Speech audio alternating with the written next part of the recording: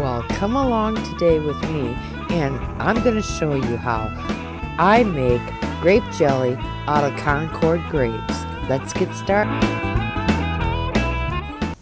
Well, my husband and my son went out to my grapevines and they raided the grapes and brought some in, and well, it's time to make jelly.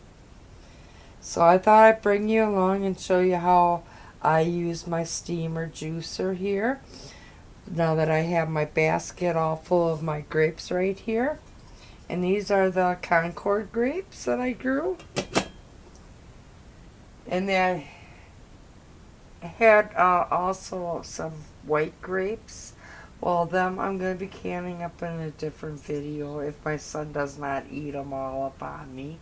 And I also grew some red grapes too.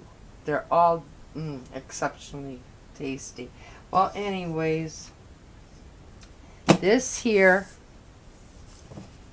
which has all holes on the side, sits inside of this.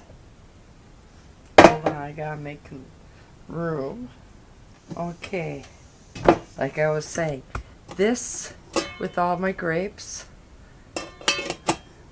sits on top of this here, and this is what the inside looks like. And on the outside you see that there's a hose that is connected, and the other end looks like this. Okay, well, anyways, I would put this part on the bottom part, and as I'm hoping you can sit and see, there's a little nozzle part here that I have to, my hose just got caught on the tripod. Okay, that hooks up to the hose part here. So I would line them up like so. And then I would grab my colander part and I would put that part right up on top. Now I would take all this over to the stove. Okay, I have it on my stove here, and what I'm going to want to do now is I want to make sure that I have this part here in a like a heavy stock pot or Dutch oven to collect all the grape juice that this here is going to be extracting from my grapes. So I'm going to put it over to my jam and jelly maker, and I'm going to collect the juice from my grapes in that. So just, I want you to know, when you first put this on, make sure that you have this part already in a kettle or a pot so you can collect your juice that's going to be coming or being extracted from your grapes or berries or whatever you choose to extract juice out of. Okay, I just wanted to show you. Here's the end of my hose where my juice would be coming from. I have the clip into the handle part of the jam and jelly maker. And here it is of how I had it in the handle. I just stick it like that, and I'm gonna wait for the juice to start accumulating in the hose, and when I get enough accumulated in the hose and there's enough in the pan, the collector pan, it'll flow freely and I'll be able to fill my pan up, and then I have to measure it out, and from that point on we'll be taking it into the jelly stage.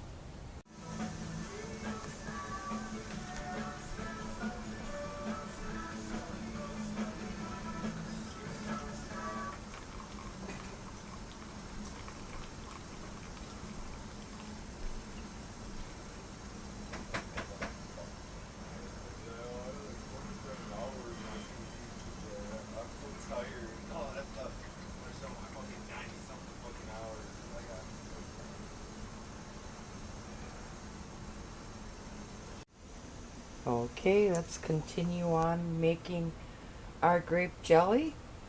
I have in the measuring cup here 3 cups of the grape juice that we extracted from the grapes. And I've shown you that, how I did it with the steamer. And then to this, we're going to be adding 4 tablespoons of pectin.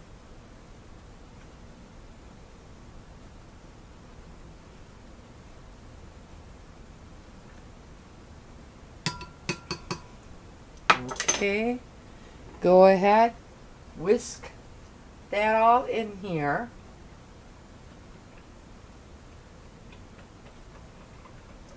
And then we're going to be adding this to our Ball Fresh Tech automatic jam and jelly maker. Okay.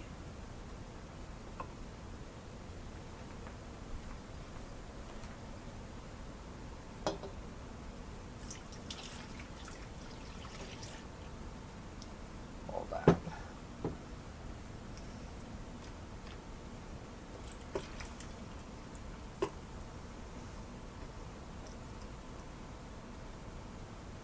Okay.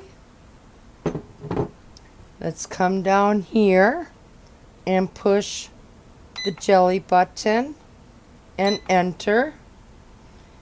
And now we're going to wait for the 4 beeps to come, and then we're going to be adding 3 cups of sugar.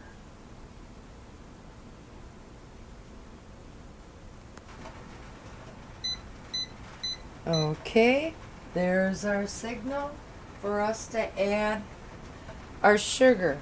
And also I want you to add 1 tablespoon of butter. That's going to help with the foaming. So gradually add our sugar in.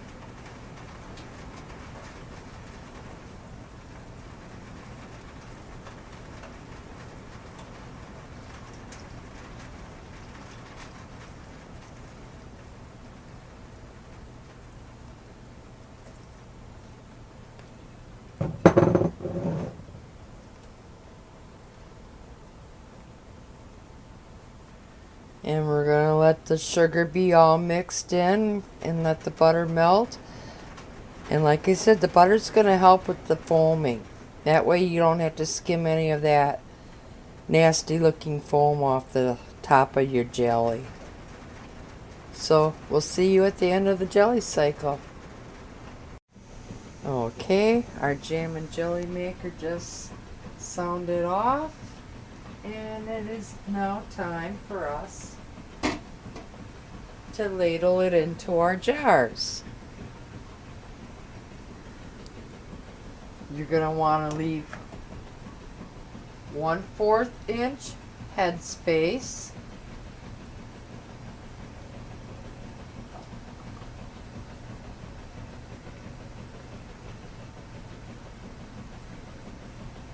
And normally I would remove the stirring arm of the jam and jelly maker, but I have a lot more jams and jellies to make, so I'm going to be leaving my stirring arm on.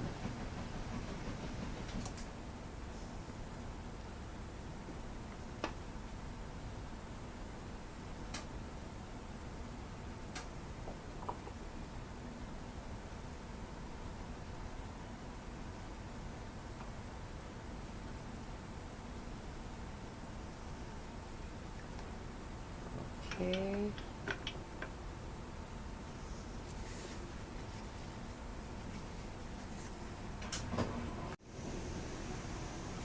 Okay, let's take our paper toweling, dip it into some vinegar, and I want you to wipe